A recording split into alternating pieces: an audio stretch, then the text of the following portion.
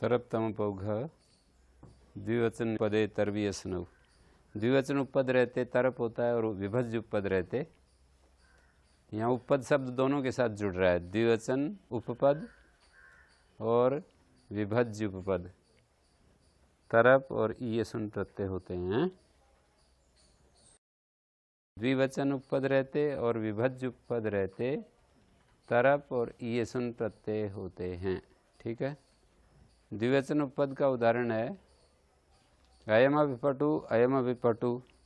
दो व्यक्ति पटु समान रूप से, मतलब दो व्यक्तियों को पटु बताकर एक बार समान रूप से पटु बताकर फिर बताया कि इन दोनों में से ये ज़्यादा पटु है। तो पटु अनयो जो उपपद है इसके उपपद रहते पटु शब्द से, पटु प्रातिपदिक से अतिशायन अर्थ में वर्तमान प्रातिपदिक, अतिशायने की बनती है, अतिशायन अर्थ में वर्तमान प्रातिपदिक, आगे बढ़ा हुआ प्रातिपदिक, इस अर्थ में तरप हो जाता है। पहले वाला सूत्र तो अतिशायन अर्थ में वर्तमान प्रातिपदिक से तमप होता है। सर्वे में पटुआ, उसको ऐसे समझते हैं सभी पटु है। अयम अतिशयन पटु इति पटुतमा, वहाँ द्विवचन नहीं है। सर्वे पटवा एतेषाम अयम अतिशयन पटु, वहाँ बहुतों में से एक को छांटते हैं। अयम एतेषाम अतिशयन पटु, निर्धारण में ये षष्ठी बोल दी मैंने। एतेषाम या एतेषु, अयम एतेषु अतिशयन पटु, ये इनमें अधिक पटु है, पटुतम। विशेष स्वार्थ का मतलब होता है प्रकृति का अर्थ, प्रकृति के अर्थ को स्वार्थ का है यहाँ पर। अतिशायन प्रकृत्यर्थ का विशेषण है। जो अतिशायन है ये प्रकृत्यर्थ का विशेषण है।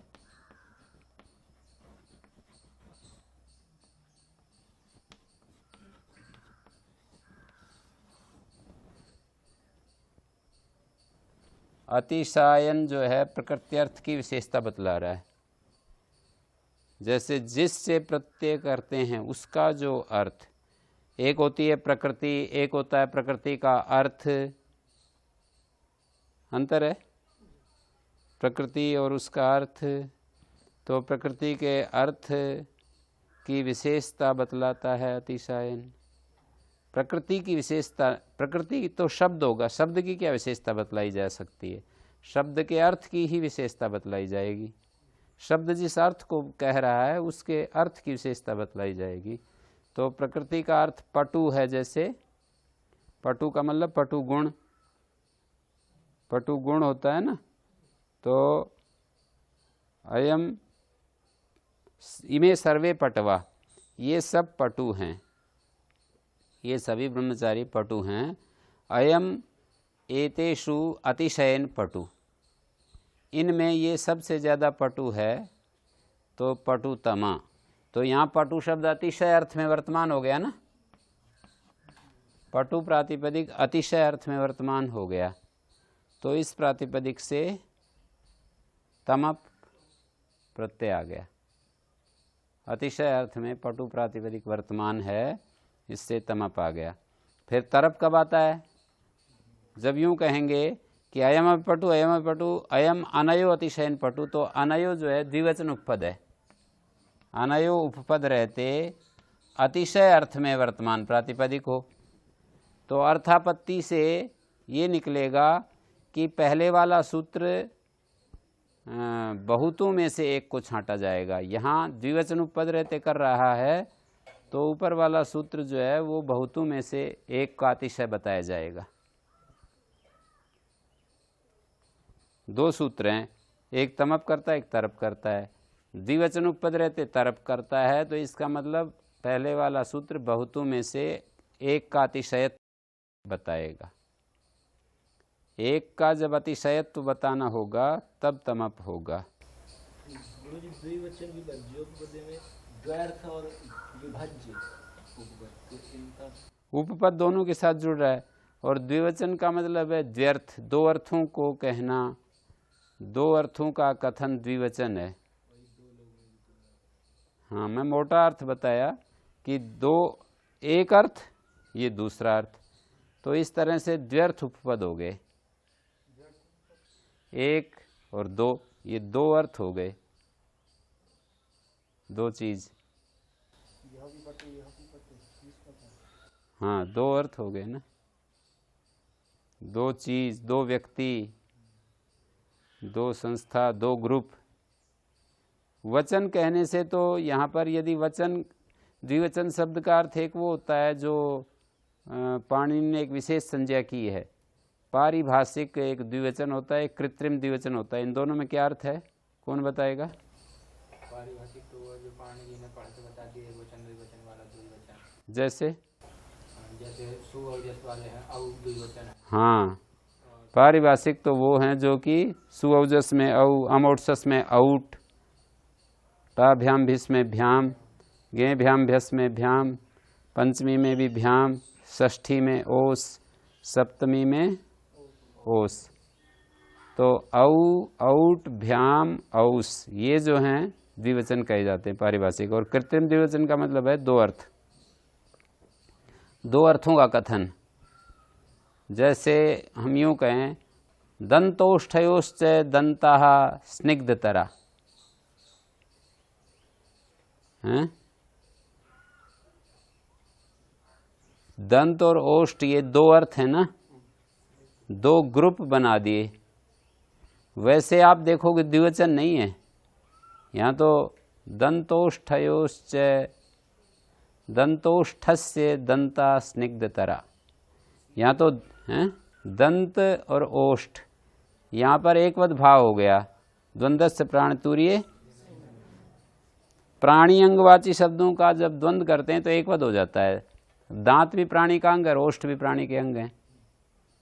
तो यहाँ पर यदि कुल मिलाकर के देखो तो ये पारिभाषिक की दृष्टि से देखोगे तो यहाँ तो एक वचन ही है, हैं? दंतोष्ठस्य दंता स्निग्धतरा, दंतोष्ठस्य यहाँ एक वचन कर दिया है हमने। कैसे एक वचन हुआ, कैसे हुआ एक वचन दंतोष्ठस्य में?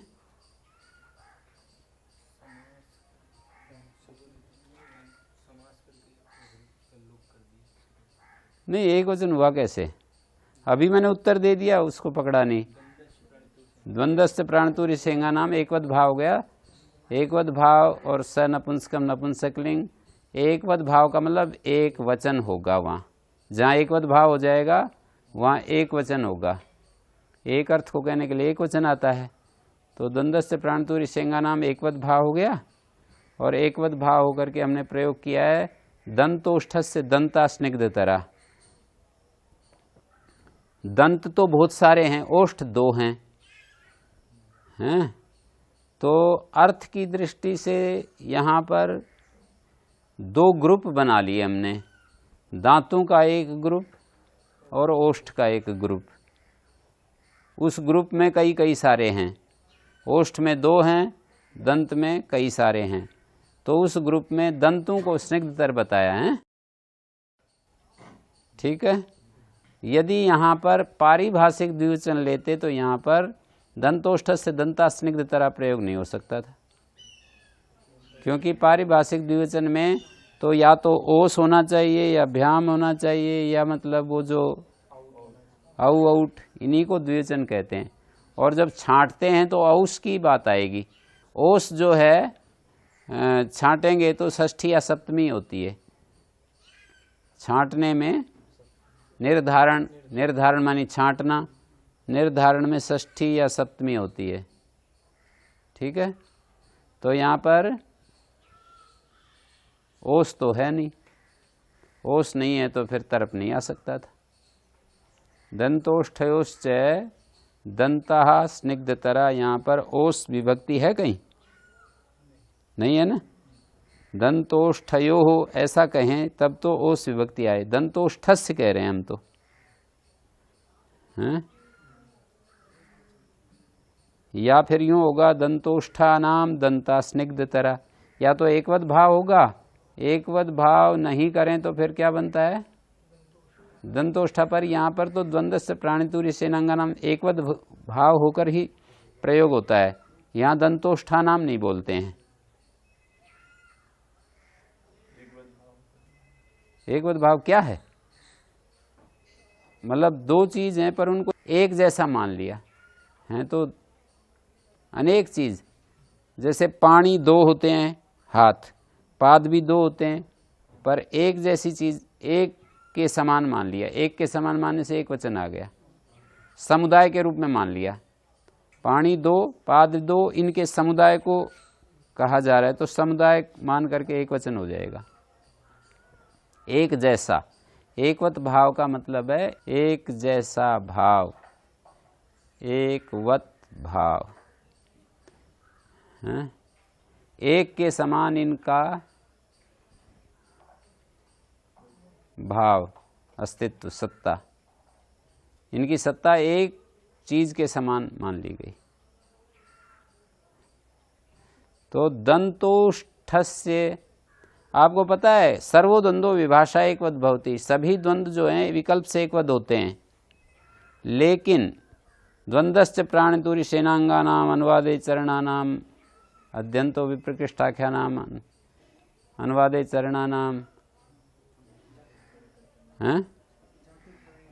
जातिर प्राणनाम विशिष्ट लिंगो निर्देशो ग्राम क्षुद्र जनता ईशान से विरोध शाश्वती का, इनका द्वंद्व एकवत ही होता है, कभी भी द्विवचन बहुवचन में प्रयोग नहीं होते हैं। ये वो जो दूसरे अध्याय के चौथे पाद में द्वंद्वश्च प्राणितुर्य सेनांगानाम अनुवाद चरणानाम अध्वर्युकृतुर नपुंसकम अध्यंतो विप्रकृष्टाख्यानाम जातिर प्राणिनाम विशिष्ट लिंगो नदी देशो ग्राम क्षुद्र जनता ऐसांच विरोधा शाश्वती का गवास्व प्रवृत्ति नीचे, यहाँ तक एकवत में ही एकवत भाव ही होता है, मतलब द्वंद्व समास समाहार द्वंद्व ही होता है, हैं? और आगे कहा विभाषा वृक्ष मृग, वृक्ष मृग आदि का विकल्प से ही प्रयोग होता है, ठीक है। और न दधिप आदि नहीं, दधिप आदि का हमेशा इतरेतर योग द्वंद्व ही होता है। हाँ, अधिकरण तावत्व निषेध है ना वहाँ, तो इनका इतरेतर योग ही होता है। विभाषा वृक्ष मृग में विकल्प से होता है, और ये इससे पहले समाहार द्वंद्व ही होता है, और इनको छोड़कर बाकी जो द्वंद्व है वहाँ विकल्पित है। इस प्रकरण में तो जिनको कह दिया उनका जैसा कह दिया वैसा होगा, और इस प्रकरण से अलावा जो द्वंद्व समास होता है उसको विकल्प से एकवत भाव हो जाता है। विकल्प से एकवत भाव का मतलब समाहार द्वंद्व भी हो सकता है, इतरेतर योग द्वंद्व भी हो सकता है। इसके अलावा यहाँ जो प्रकरण है, इस प्रकरण से अतिरिक्त कहीं द्वंद्व समास करेंगे तो उसको एक इतरेतर योग द्वंद्व भी कर सकते हैं और समाहार द्वंद्व भी कर सकते हैं। तो द्वंद्व और ओष्ठ का समाहार द्वंद्व ही होगा, और समाहार द्वंद्व होगा तो यहाँ द्विवचन उपपद नहीं कह सकते, द्व्यर्थ उपपद तो कह सकते हैं। मेरी बात समझे? द्विवचन उपपद नहीं कह सकते, द्व्यर्थ उपपद तो कह सकते हैं। ये दो अलग अलग बात हो गई, द्विवचन उपपद होना और द्व्यर्थ उपपद होना अलग अलग बात हो गई। द्विवचन उपपद नहीं कह सकते क्योंकि द्विवचन जो है वो ओस का नाम है, तो ओस तो उपपद नहीं है। यहाँ पर ओस अकेला तो आता नहीं, ओस का उपपद होने का मतलब ओस जिससे आया है वो पूरा शब्द यहाँ पर द्विवचन उपपद में आएगा। अकेला ओस थोड़ी आएगा कहीं, ओस जिससे आता है वो पूरा जो शब्द समुदाय होगा उसको द्विवचन उपपद कह रहे हैं। जैसे अनयोः पट्वोः अयम अतिशयन पटु, तो पट्वोः अनयो पट्वोः यहाँ पर ओस उपपद है, तो यहाँ तो हो जाएगा। यदि द्विवचन उपपद का अर्थ ओस उपपद रहते कहें तो अनयो पट्वोः अयम अतिशयन पटु, यहाँ तो हो जाएगा क्योंकि ओस द्विवचन, अकेला ओस तो नहीं है ना, यहाँ ओस पटु शब्द से आया है तो इसी को हम द्विवचन उपपद कह देंगे। अकेला ओस मिलता ही नहीं, कहीं पर भी मिल जाएगा, किसी प्रातिपदिक से ही तो मिलेगा। क्या कह रहे हो आप? प्रातिपदिक से मिलेगा, द्विवचन, द्विवचन में ओस आएगा। द्विवचन में ओस का मतलब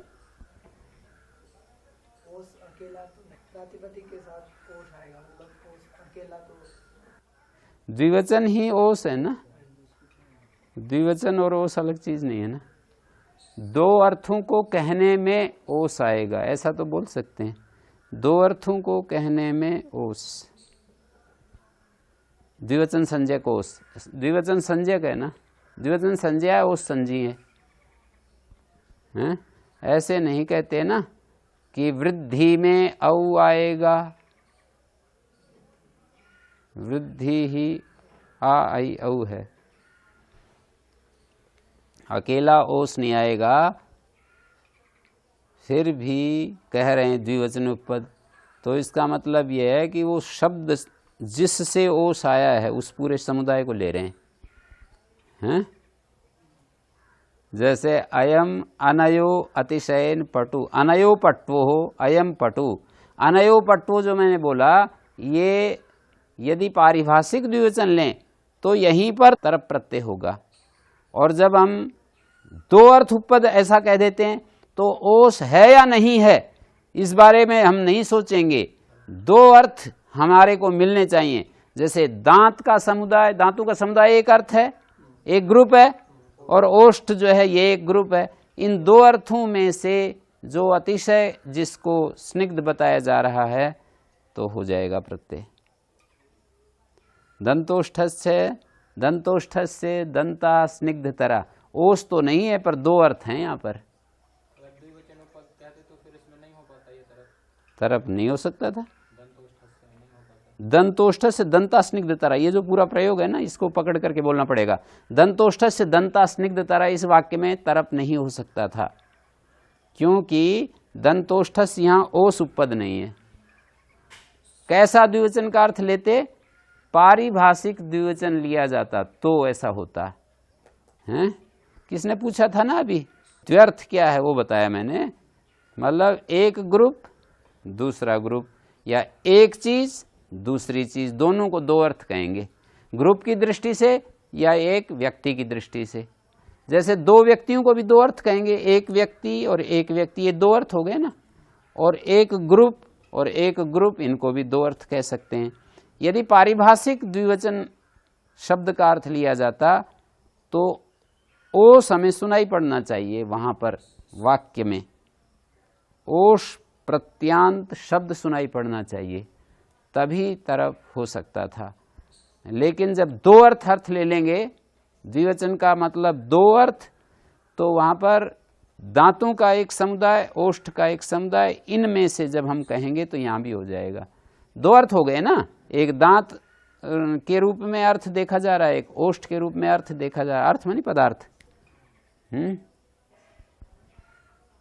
अर्थ का मतलब पदार्थ। तो इन पदार्थों में द्व्यर्थ उपपद रहते तरप और येसुन प्रत्यय होते हैं। दो प्रत्यय हैं, ये तरप और येसुन। हैं ईयसुन, ईयसुन का ईयस बचेगा। हैं कृत्रिम बोल सकते हैं गुरु जी, दंतोष से कृत्रिम क्या बोलोगे? कृत्रिम और पारिभाषिक दो प्रकार के द्विवचन दो प्रकार के होते हैं, एक पारिभाषिक एक कृत्रिम। पारिभाषिक द्विवचन का मतलब ओस, और कृत्रिम द्विवचन का मतलब दो अर्थ। वचन का मतलब कथन, दो अर्थों का कथन, ये द्विवचन होगा। द्विशब्द अर्थ में वर्तमान है, द्विसंख्या है, संख्या संख्या में वर्तमान होगी। तो द्विसंख्या का संख्या क्या है? जैसे कोई भूखा आदमी इससे कहें कि 2 और 2 4 रोटी, ऐसे बताएगा हैं। और किसी मतलब उससे कहें, पैसे के इच्छुक आदमी से कहें तो 2 और 2 4 रुपया हैं। तो यहाँ पर द्वि जो है संख्या है, और संख्या किस में वर्तमान होती है? संख्या में। तो द्विसंख्या का संख्या क्या होगा? अर्थ। दो अर्थों का वचन, वचन मानी कथन, दो अर्थों का जो कथन है इसको द्विवचन कहेंगे। ठीक है। अष्टाध्यायी में कहीं कहीं ऐसा भी होता है। वैसे तो जैसे पारिभाषिक और कृत्रिम, इनमें से पारिभाषिक ही तो कृत्रिम होता है। आपने क्या बोल दिया था? मतलब दंतोष्ठस्य कृत्रिम द्व्यर्थ है। नहीं, कृत्रिम थोड़ी है, ये तो अकृत्रिम है और पारिभाषिक कृत्रिम होता है। पारिभाषिक तो वो होता है जिसकी परिभाषा कर दी जाती है, तो वो कृत्रिम होगा। ओस को कृत्रिम कहते हैं द्विवचन के रूप में। जो हम ओस संज्ञा रखी है ना, ओस की द्विवचन संज्ञा, तो ये है कृत्रिम संज्ञा। और इसका अकृत्रिम अर्थ क्या? स्वाभाविक अर्थ। कृत्रिम का मतलब स्वाभाविक अर्थ। पारिभाषिक जो होता है वो कृत्रिम होता है। जो भी पारिभाषिक जो संज्ञाएं की जाती हैं उसको कृत्रिम कहते हैं। जैसे हमने कहा आ, आई, औ की वृद्धि संज्ञा होती है। व्याकरण में वृद्धि जो है एक पारिभाषिक संज्ञा है, या इसको आप यूं भी कह सकते हो कृत्रिम संज्ञा है। ठीक है। जैसे कर्म संज्ञा से समझ लोगे, कर्म का एक पारिभाषिक अर्थ होता है, एक उसका कर्म शब्द का स्वाभाविक जो अर्थ होता है।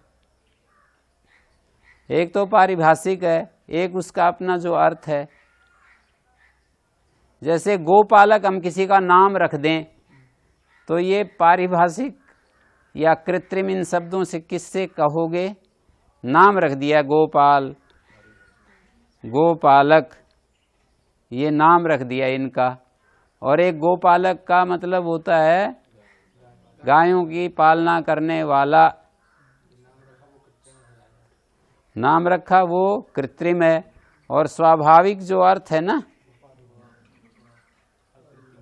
वो अकृत्रिम है। तो द्विवचन शब्द का यदि पारिभाषिक अर्थ लें तब तो ओस अर्थ लिया जाएगा, और उसका अकृत्रिम अर्थ लें मतलब इन शब्द से जो अर्थ निकल रहा है वो यदि लें तो दो अर्थों का कथन होगा। हाँ, इसका लौकिक अर्थ कह सकते हैं। द्विवचन शब्द का अपना जो अर्थ निकल रहा है शब्द से, तो कृत्रिमा कृत्रिमयो कृत्रिमे कार्य संप्रत्यय। कृत्रिम और अकृत्रिम में यदि संशय हो तो किसमें लिया जाता है? अर्थ का ग्रहण किसमें होता है? कृत्रिम में होता है। पर कहीं कहीं अकृत्रिम अर्थ ले लिया जाता है व्याख्यान से। जैसे यहाँ पर यदि कृत्रिम अर्थ लेते हैं तो हमारे उदाहरण कम संग्रहित होते हैं, और यदि अकृत्रिम अर्थ लेते हैं तो अधिक उदाहरण संग्रहित होते हैं। सूत्र का वो अर्थ ज्यादा हमारे लिए मान्य होता है जिससे ज्यादा उदाहरण बने, अनिष्ट ना बने और उदाहरण ज्यादा बने। समझ गए? कौन सी? कृत्रिमा कृत्रिमयो। सामान्य रूप से तो यही लागू होता है ना। नहीं, यहाँ द्विवचन विभज्यो पदे तरबी असनो, इस सूत्र में तो उदाहरण द्विवचन शब्द का अकृत्रिम अर्थ लेने से ही बनते हैं। पर पूरी अष्टाध्यायी की दृष्टि से यदि देखोगे तो वहाँ पर कृत्रिम अकृत्रिम में कृत्रिम का ही ग्रहण लेने से हमारा काम ज़्यादा सिद्ध होगा। पूरी अष्टाध्यायी की दृष्टि से वो है ना नियम कि कृत्रिम और अकृत्रिम में। लोक में भी ये नियम है। गोपालक और गोपालक, एक गायों की पालना करता है इसलिए गोपालक, और एक नाम गोपालक। तो उनमें से कोई यूं कहे कि गोपाल का मान है तो जिसका नाम है उसको बुला कर लाओगे, ये नहीं गायों की सेवा कर रहा है उसको बुला कर लाओगे, है ना। ठीक है ये बात। जैसे इसमें ये अकृत्रिम अर्थ लिया, दो अर्थ वाला लिया ऊपर, तो फिर कृत्रिम अर्थ वाले भी उदाहरण इसमें आ जाएंगे ना। हाँ, इसमें आ जाते हैं ना, इसीलिए तो मैंने कहा कि उदाहरण ज्यादा इससे संग्रहित हो रहे हैं। तो ज्यादा के सारे उदाहरण जो इसके बन रहे होंगे वो हो जाएंगे। सारे उदाहरण बन जाएंगे, और कुछ अतिरिक्त भी जो हम चाहते हैं वो बन जाते हैं। पर यदि पारिभाषिक द्विवचन लेते हैं तो उसके आधे उदाहरण बन जाते हैं, आधे नहीं बनते। ओस वाला अर्थ लेते हैं ना द्विवचन का, हाँ, दो वो सारे छूट जाएंगे जहां पर कई अर्थ होते हैं, वहां द्विवचन तो आता नहीं। जैसे दंतोष्ठ से मैंने उदाहरण दिया, दंतोष्ठ से दंता स्निग्ध तरह, ये उदाहरण जो है नहीं, इस तरह के उदाहरण नहीं बन पाएंगे हैं। दंतोष्ठ से दंता स्निग्ध तरह, इस तरह के उदाहरण क्यों नहीं बन पाएंगे? क्योंकि यहाँ पर द्विवचन जो पारिभाषिक द्विवचन है वो उपपद है ही नहीं, कि जब इसका द्विवचन का कृत्रिम अर्थ ले लेते हैं तो यहाँ दंता स्निग्ध तरह उदाहरण कैसे बन जाता है? और वो अर्थ लेते हैं इसका जो संज्ञा, द्विवचन एक संज्ञा भी है और द्विवचन का एक अपना स्वाभाविक अर्थ भी है, तो संज्ञा रूप द्विवचन लेते हैं तो यहाँ नहीं बनेगा दंता स्निग्ध तरह। और इस द्विवचन का स्वाभाविक अर्थ यदि ग्रहण करते हैं तो दंता स्निग्ध तरह बन जाता है। तो ये क्यों बन जाता है और क्यों नहीं बनता, ये मेरा प्रश्न है। धर्मेंद्र बताएगा क्या आया, देखते हैं। जो दंत ओष्ठ से जो है उसमें अगर पारिभाषिक ओस अगर आ जाएगा है तो उसमें तरफ प्रत्यय नहीं होगा। क्यों? क्योंकि ये इसमें ओस आ ही नहीं रहा है ना, उपपद नहीं हो रहा है। सही बात कही, सही बात कही भाई। गंस हो शाम, यहाँ तो गंस है, गंस का रूप है दंतोष्ठ से, ओस थोड़े। दंतोष्ठयो हो ऐसा बनता है, यदि ओस आता तो पारिभाषिक ओस होता तो क्या होता, दंतोष्ठयो शब्द होता ना, तब तो हो जाता। दंतोष्ठस्य, यहाँ तो ओस नहीं है, गंस है। दंतोष्ठयो कहेंगे तब तो ओस पारिभाषिक ओस है, और दंतोष्ठस्य कहेंगे तो उसका जो स्वाभाविक दो अर्थ जो हम कह रहे हैं ना, दो अर्थ, तो दो अर्थ तो हैं पर पारिभाषिक ओस नहीं है। क्या है? गंस ओसाम गंस है। तो गंस को द्विवचन थोड़ी कहते हैं, एक वचन कहते हैं व्याकरण में। गंस को तो एक वचन कहते हैं, ओस को द्विवचन कहते हैं। ऐसे युवाओ द्विवचने त्वमाव एक वचने सूत्र हैं, 7वें अध्याय के दूसरे पद में, वहां भी एक वचन द्विवचन पद पढ़ा है ना। वहां भी स्वाभाविक जो एक वचन का मतलब एक अर्थ और द्विवचन का मतलब दो अर्थ, ऐसा अर्थ लिया गया है। एक वचन का अर्थ वहां पर सुअवजस जो ये एक वचन होता है ना, एक वचन जो सु होता है वो नहीं लिया, एक अर्थ लिया है वहां। और वो तो आगे चलकर आपको समझ में आएगा कि ऐसा करने से वहाँ क्या लाभ होता है, एक अर्थ लेने से क्या लाभ हो जाता है, एक वचन लेने से क्या हानि हो जाती है। ये तो मैं नहीं बता रहा हूँ अभी, पर मैं इतना बता रहा हूँ कि वहाँ भी एक वचन द्विवचन शब्द से जो उसका अपना एक वचन का अपना जो स्वाभाविक अर्थ है, अकृत्रिम अर्थ स्वाभाविक अर्थ होता है, एक कृत्रिम अर्थ होता है जो हमने प्रयत्न पूर्वक उसका जो अर्थ जाना है, प्रयत्न से जो अर्थ बनाया गया है उसको कृत्रिम कहते हैं ना।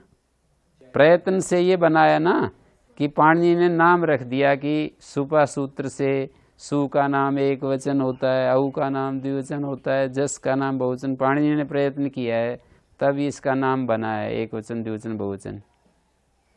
सु का नाम एक वचन, औ का नाम द्विवचन, जस का नाम बहुवचन। ये किसने किया प्रयत्न? पाणिनि ने किया है।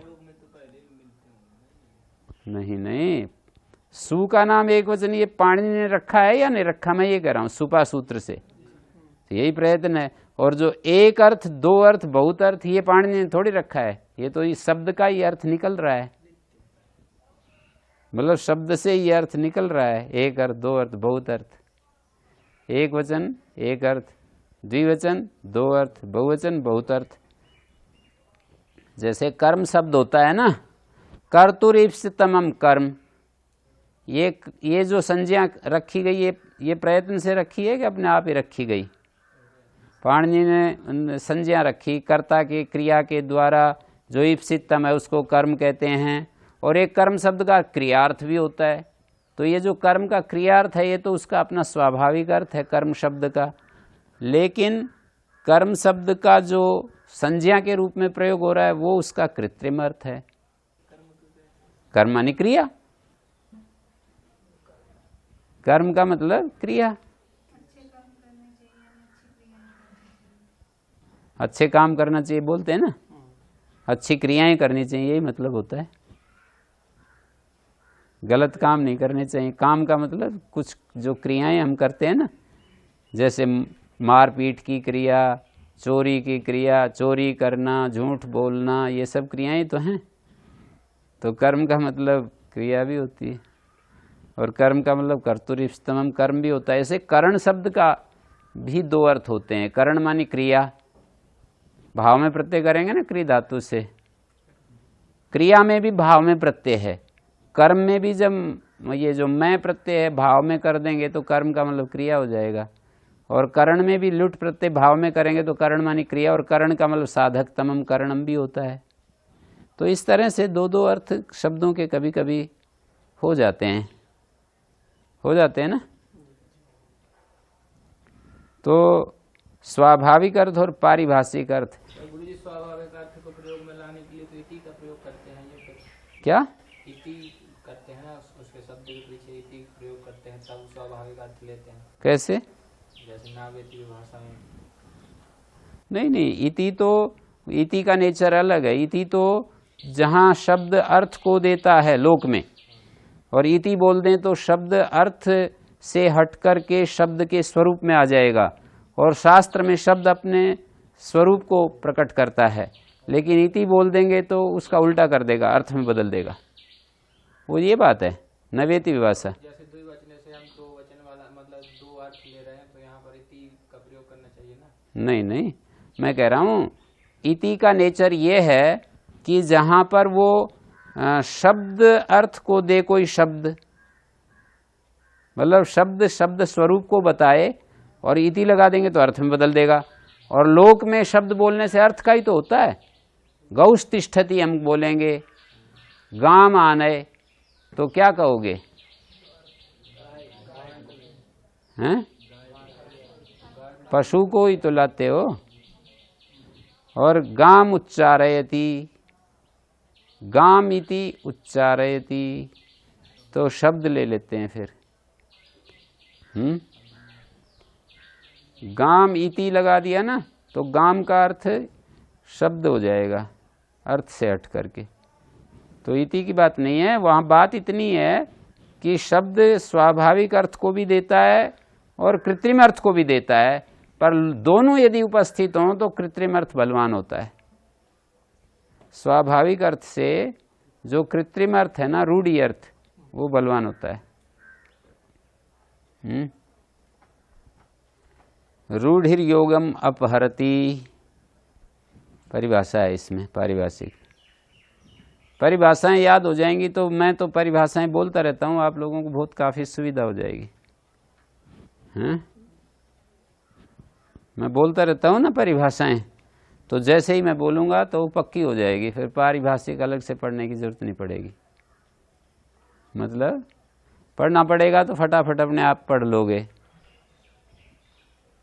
जब पहले उसका व्यवहार और कार्य क्षेत्र आपको पता है तो फिर उसको अलग से बहुत ज़्यादा मेहनत नहीं करनी पड़ती। नहीं तो पारिभाषिक बहुत ही कठिन माना जाता है, ये कठिन विषय माना जाता है व्याकरण का। परिभाषाएं जो हैं जितनी अच्छी होती हैं व्याकरण उतना अच्छा आता है। मेरे को परिभाषाओं का अच्छा अभ्यास था, इसीलिए तो मैंने उस पर लिखा। लिखने की सोचता है कोई आदमी किसी विषय पर, तो उस पर अच्छा अभ्यास हो तभी वो उसके मन में आती है कि इस पर लिखना चाहिए।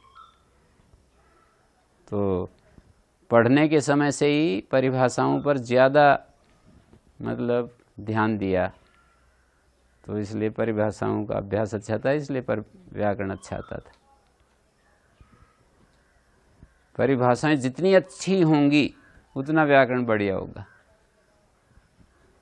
इसमें भूमिका में लिखा भी है यही बात कि ये सब लोग जानते हैं कि परिभाषाओं के अभ्यास से व्याकरण के ज्ञान का आकलन किया जाता है, किसी व्यक्ति का कितना व्याकरण का ज्ञान है। तो कृत्रिमयो कृत्रिमे कार्य संप्रत्या, इस नियम की बाधा हो रही है यहाँ।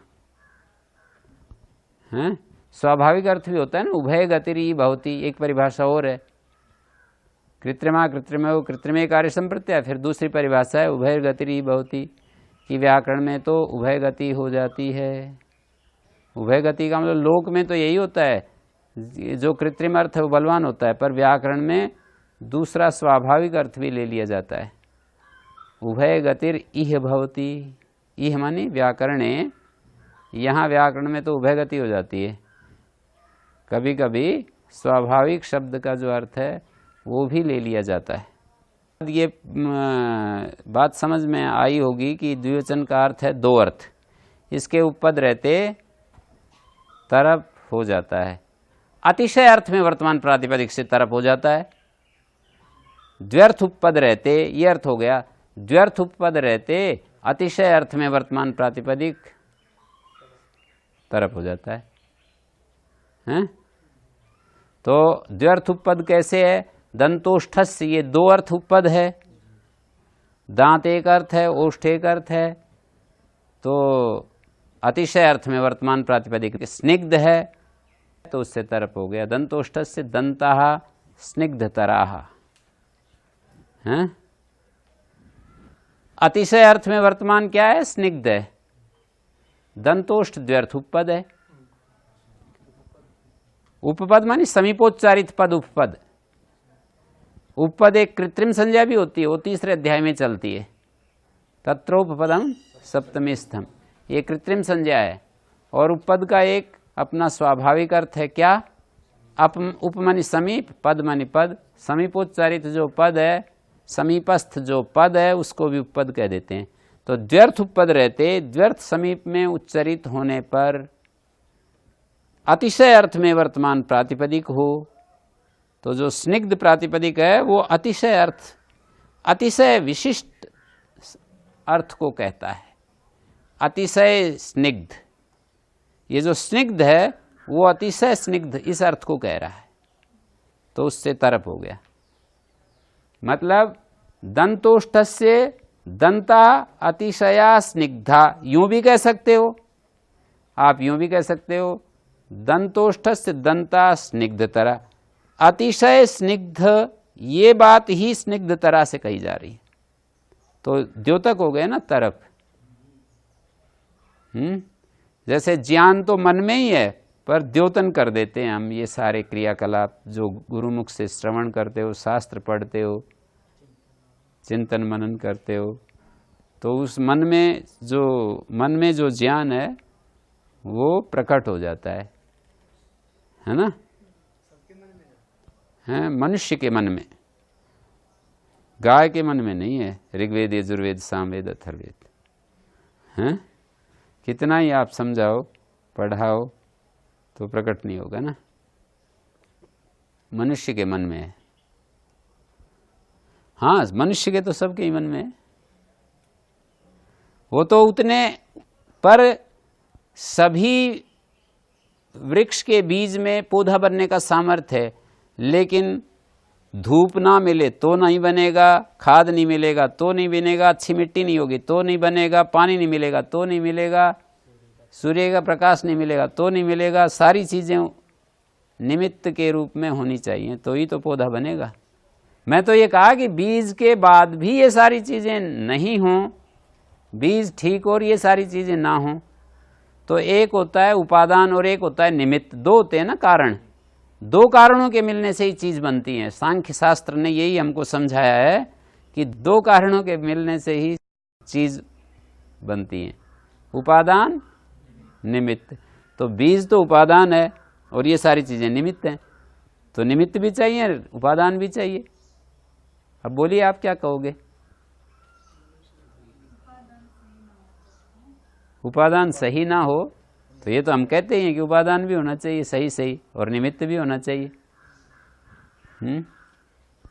अकेले उपादान भी क्या कर लेगा और अकेला निमित्त भी क्या कर लेगा? तो मन में जो ज्ञान है ये उपादान के रूप में कहा है, और निमित्त के सहयोग से वो जो ज्ञान है वो प्रकट हो जाता है।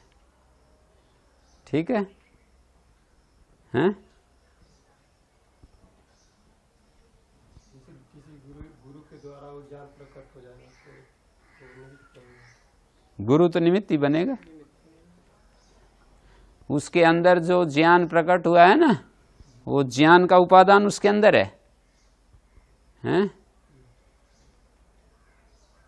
जैसे हमें कोई इच्छा होती है किसी काम की, तो वो जो इच्छा है वो संस्कार से हुई है, तो कर्म का जो उपादान है वो तो इच्छा होती है, और कर्म के निमित्त जो हैं वो बहुत सारी चीजें हो सकती हैं। कर्म का जो उपादान तत्व है वो तो इच्छा है, इच्छा से ही कर्म जो है, इच्छा का भी उपादान संस्कार है। हाँ, ज्ञान का मतलब जो अनुभव है उसका ही संस्कार रहते हैं ना हमारे को। ज्ञान मानी अनुभव, अनुभव के संस्कार हमारे अंदर है। अनुभव तो ऐसी चीज होती है कि वर्तमान काल में जब आप किसी चीज को अनुभव कर रहे हैं, जैसे अभी देख रहे हैं, ये है अनुभव। ज्ञान के संस्कार मन में रह जाते हैं। विभज्य पद क्या है? तो विभज्य कहते हैं विभक्तव्य। ये भी निपातन से प्रत्यय हो रहा है, यहाँ कोई प्रत्यय विपूर्वक भज धातु से एक न्याय से यदि करते तो क्या बनता, क्या प्रत्यय प्राप्त था? न्याय से प्रत्यय माने अष्टाध्यायी के सूत्रों से प्रत्यय करोगे विपूर्वक भज धातु से, तो क्या प्रत्यय होना चाहिए? री हलोर ण्यत प्रत्यय होना चाहिए। ण्यत होगा तो क्या रूप बनेगा? हाँ, सजो को गिरने तो भज धातु को वृद्धि भी होगी अतुपधाया, और जय को गय भी होगा, तो यहाँ पर शब्द बन रहा है विभज्य। इसका मतलब ण्यत तो नहीं है यहाँ, तो क्या है? यत है। यूं कहेंगे यत प्रत्यय हो रहा है निपातन से, या यूं कहना पड़ेगा कि ण्यत होने के बाद भी निपातन से वृद्धि नहीं हुई और सजो को गिरने तो नहीं हुआ। भज धातु से ण्यत होने के बाद भी वृद्धि और कुत्व निपातन से नहीं हुआ। निपातन से सब चीज हो जाएगा। निपातन एक प्रकार का शब्द को देखकर हम वहां कार्यों का अनुमान करते हैं ना, तो लोभ कार्य का अनुमान किया तो लोभ हो जाएगा। जैसे यहां पर अनुमान किया विभज्य में, भाई जय को गय नहीं हो रहा है, भाई वृद्धि नहीं हो रही है, तो निपातन से जय को गय नहीं हुआ, वृद्धि नहीं हुई, ऐसे कहेंगे। और या फिर यूं कहेंगे कि ण्यत ही नहीं किया हमने, तो निपातन से ण्यत को बाद कर यत कर दिया है, तो यत में तो अपने आप ही वृद्धि नहीं पा रही है और जय को गय नहीं पा रहा है। तो विभज्य का मतलब विभक्तव्य, पृथक कर्तव्य। विभज्य का अर्थ होता है पृथक कर्तव्य, हैं? तो एक वाक्य में बोलता हूं, जैसे माथुरा पाटलिपुत्र केभ्या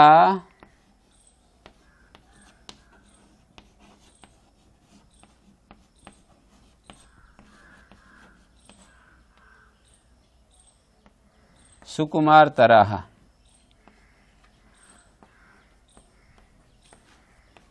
यहां पर जो पंचमी विभक्ति सूत्र है, एक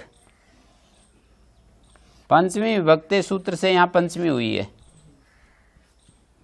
यस्मिन् विभागे विभक्ता एव विभाग एव, जहां निर्धारण में विभाग ही हो, न कथम अपि सम्मिश्री भाव, उसमें पंचमी हो जाती है। यहाँ पाटलिपुत्र के व्याम पंचमी विभक्ति सूत्र से पंचमी हो रही है निर्धारण में। यतश्च निर्धारणम से उस सूत्र की अनुवृत्ति आ रही है। यतश्च निर्धारणम दूसरे अध्याय के तीसरे पाद का सूत्र है।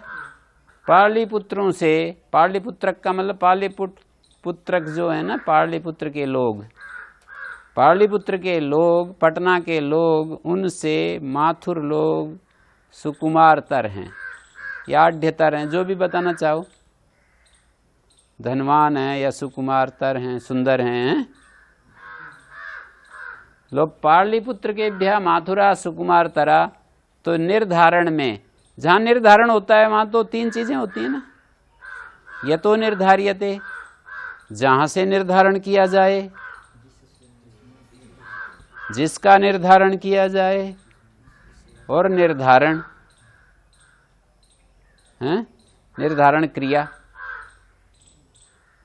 एक तो निर्धारण की क्रिया और यतो निर्धार्यते, यश्च निर्धार्यते, निर्धारण क्रिया, ये तीनों जहाँ उपस्थित होते हैं वहाँ यतश्च निर्धारणम या पंचमी व्यक्ति सूत्र कार्य करता है।